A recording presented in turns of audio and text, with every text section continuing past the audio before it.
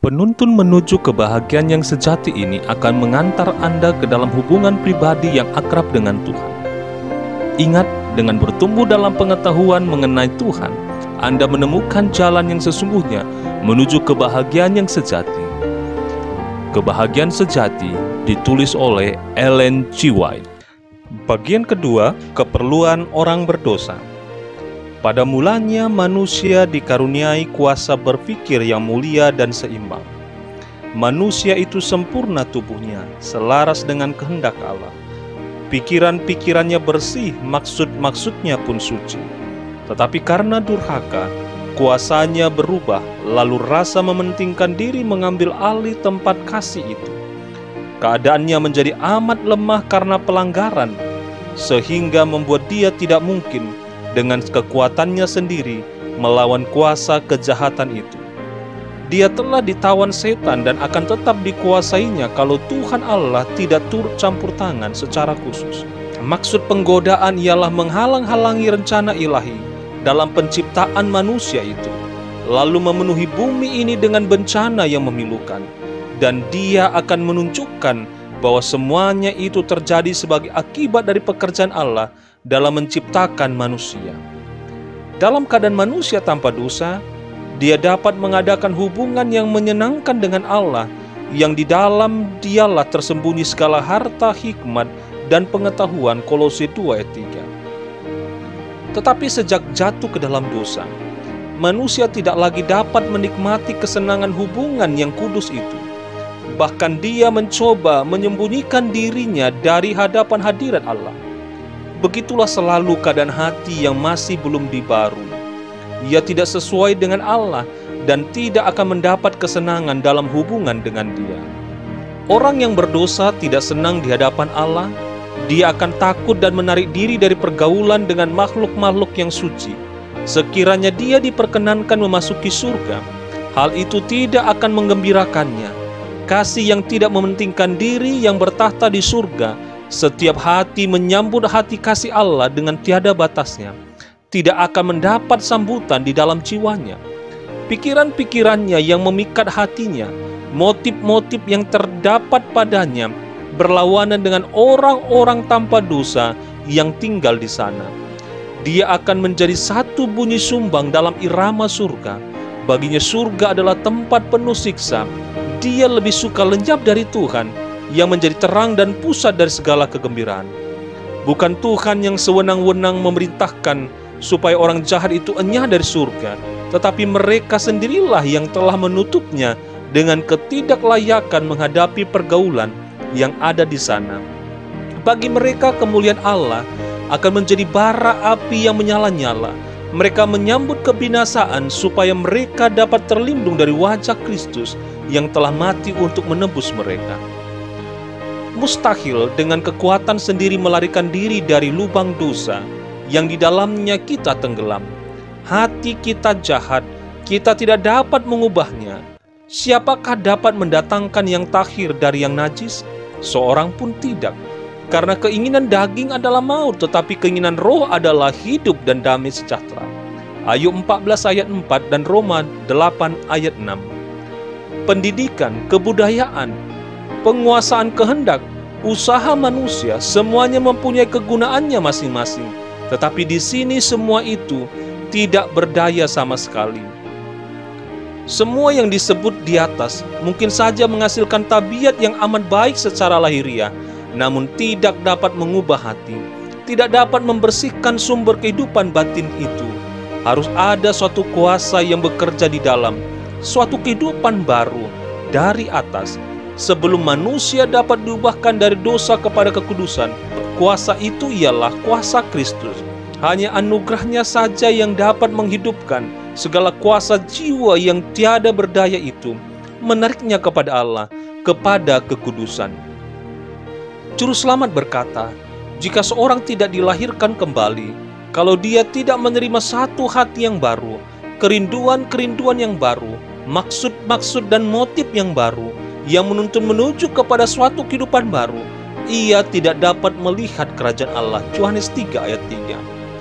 Pikiran yang mengatakan bahwa satu-satunya yang perlu dipertumbuhkan ialah yang baik, yang memang sudah ada dalam diri manusia secara alamiah adalah merupakan satu pikiran yang sesat dan amat berbahaya. Tetapi manusia duniawi tidak menerima apa yang berasal dari Roh Allah, karena hal itu baginya adalah suatu kebodohan, dan ia tidak dapat memahaminya, sebab hal itu hanya dapat dinilai secara rohani. 1 Korintus 2 ayat 14. Janganlah engkau heran, karena aku berkata kepadamu, kamu harus dilahirkan kembali. Yohanes 3 ayat 7. Tentang Kristus tertulis sebagai berikut, dalam Dia ada hidup, dan hidup itu adalah terang manusia. Satu-satunya nama yang dikaruniakan kepada manusia, yang olehnya kita dapat diselamatkan. Yohanes 1 ayat 4 dan Kisah 4 ayat 12. Tidak cukup hanya sekedar mengerti kelembutan kasih Allah, melihat sifat kemurahannya dan kelembutan seorang bapa. Tidak cukup hanya dengan mengenal hikmat dan keadilan hukumnya, melihat bahwa hukum itu didasarkan atas prinsip kasih yang abadi. Rasul Paulus melihat semuanya ini ketika dia berseru, "Aku menyetujui bahwa hukuman itu baik. Jadi hukum Taurat adalah kudus, dan perintah itu juga kudus, benar dan baik. Bahkan ditambahkannya di dalam jeritan jiwa yang pedih dengan rasa putus asa. Aku bersifat daging, terjual di bawah kuasa dosa." Roma 7 ayat 16, ayat 12 dan ayat 14. Dia merindukan kesucian dan kebenaran, hal mana dia sendiri tak berdaya memperolehnya, lalu berseru, "Aku manusia celaka, siapakah yang akan melepaskan aku dari tubuh maut ini?" Roma 7 ayat 24. Jeritan demikianlah yang keluar dari bibir orang-orang yang dibebani dosa di segenap penjuru dunia pada sepanjang zaman. Untuk semua ini hanya ada satu jawaban, yakni, lihatlah anak domba Allah yang menghapus dosa dunia. Yohanes 1 ayat 29. Dengan banyak perumpamaan, Roh Allah telah berusaha menggambarkan kebenaran ini dan membuatnya demikian jelas kepada jiwa-jiwa yang sudah lama merindukan kebebasan dari himpitan beban dosa. Setelah menipu Esau, Yakub melarikan diri dari rumah ayahnya, dan dia dibebani satu perasaan bersalah, dalam keadaan seorang diri dan terbuang, terpisah dari segala sesuatu yang membuat hidupnya berharga. Pikiran yang paling merisaukan jiwanya ialah rasa takut bahwa dosanya telah memisahkan dia dari Allah, bahwa surga telah meninggalkan dia. Dalam keadaan duka cita yang dalam, dia membaringkan tubuhnya, beristirahat sebentar di atas tanah. Di sekitarnya hanyalah terdapat bukit-bukit sepi, dan di atasnya bintang-bintang menyinari langit. Ketika dia tertidur lelap, seberkas cahaya mengambang dalam khayalnya, dan lihatlah, dari lembah tempat dia berbaring, ada anak tangga yang menuju ke langit sampai ke pintu gerbang surga. Dan di atasnya, para malaikat Allah turun naik. Sementara dari kemuliaan yang dari atas, suara Allah kedengaran di dalam satu pesan penghiburan dan pengharapan. Demikianlah dinyatakan kepada Yakub pemenuhan kebutuhan dan kerinduan jiwanya. Kerinduan akan seorang juru selamat. Dengan perasaan gembira dan syukur, dia telah memandang suatu jalan di mana sebagai seorang berdosa, dia dapat dipulihkan hubungannya dengan Allah. Anak tangga ajaib yang dilihat dalam mimpinya menggambarkan Yesus, satu-satunya penghubung antara Allah dan manusia. Gambaran ini jugalah yang ditunjukkan Yesus dalam percakapannya dengan Nathanael. Ketika dia berkata, "Engkau akan melihat langit terbuka dan segala malaikat-malaikat Allah turun naik kepada anak manusia." Yohanes 1 ayat 51. Di dalam kemurtadannya, manusia memang menjauhkan diri dari Tuhan. Dunia tercerai dari surga. Antara jurang yang memisahkan itu tidak ada hubungan, tetapi melalui Kristus dunia kembali dijembatani dengan surga. Dengan jasanya sendiri, Kristus telah menjembati jurang yang dibuat oleh dosa, sehingga malaikat-malaikat yang melayani dapat berhubungan dengan manusia.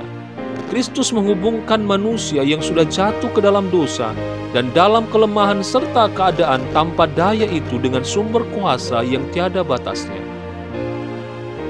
Tetapi sia-sialah impian-impian manusia akan kemajuan. Segala usaha meninggikan manusia jika mereka melupakan satu-satunya sumber pengharapan dan pertolongan bagi umat manusia yang telah jatuh ke dalam dosa. Setiap pemberian yang baik dan setiap anugerah yang sempurna datangnya dari atas, diturunkan dari Bapa. Yakobus 1 ayat 17. Berasal dari Allah Bapa Tiada kemuliaan tabiat yang sempurna kalau tidak dari Dia. Dan satu-satunya jalan kepada Allah ialah Kristus. Katanya, "Akulah jalan dan kebenaran dan hidup. Tidak ada seorang pun yang datang kepada Bapa kalau tidak melalui aku." Yohanes 14 ayat 6. Hati Allah rindu terhadap anak-anaknya di dunia dengan satu kasih yang lebih kuat daripada kematian. Di dalam memasrahkan anaknya itu, Dia telah memasrahkan kepada kita segenap surga di dalam satu pemberian. Kehidupan juru selamat dan kematian serta pengantaraannya, pelayanan malaikat-malaikat, roh yang memohonkan, Allah Bapa bekerja di atas dengan segala perkara, perhatian yang tiada putus-putusnya dari makhluk-makhluk surga, semuanya dikerahkan demi penebusan umat manusia. Oh, marilah kita merenungkan pengorbanan ajaib yang telah diadakan untuk kita. Marilah kita coba menghargai pekerjaan dan kuasa surga yang telah dikerahkan untuk merebut yang hilang serta membawa mereka kembali ke rumah Bapa. Motif-motif yang lebih kuat dan alat-alat yang lebih tangguh tidak akan pernah bermanfaat. Upah yang besar untuk perbuatan yang baik, kenikmatan surga, pergaulan dengan para malaikat, hubungan dan kasih Allah dan anaknya, peningkatan dan perluasan segala kuasa kita sampai selama-lamanya. Bukankah ini pendorong yang maha kuat dan pemberi keberanian untuk kita menyerahkan pelayanan kasih kepada Khalik dan penebus kita? Dan sebaliknya, hukuman yang dinyatakan Allah atas dosa, pembalasan yang tidak terelakkan, kemerosotan tabiat kita, dan kebinasaan yang terakhir sudah ditegaskan dalam firman Tuhan untuk mengamarkan kita terhadap pekerjaan setan. Tidakkah kita menghargai anugerah Allah itu? Apalagi yang dapat dilakukannya? Marilah kita menempatkan diri kita di dalam hubungan yang baik dengan Dia yang telah mengasihi kita dengan kasih yang ajaib. Marilah kita menggunakan kesempatan yang telah diberikannya kepada kita supaya kita dapat diubahkan menjadi serupa dengan Dia dan dipulihkan kembali ke dalam persahabatan dengan malaikat-malaikat yang melayani, ke dalam hubungan yang harmonis dengan Allah Bapa dan Anak itu. Demikianlah bacaan dari buku Kebahagiaan Sejati bagian yang kedua. Kiranya kebahagiaan sejati menjadi bagian kita semua. Tuhan Yesus memberkati.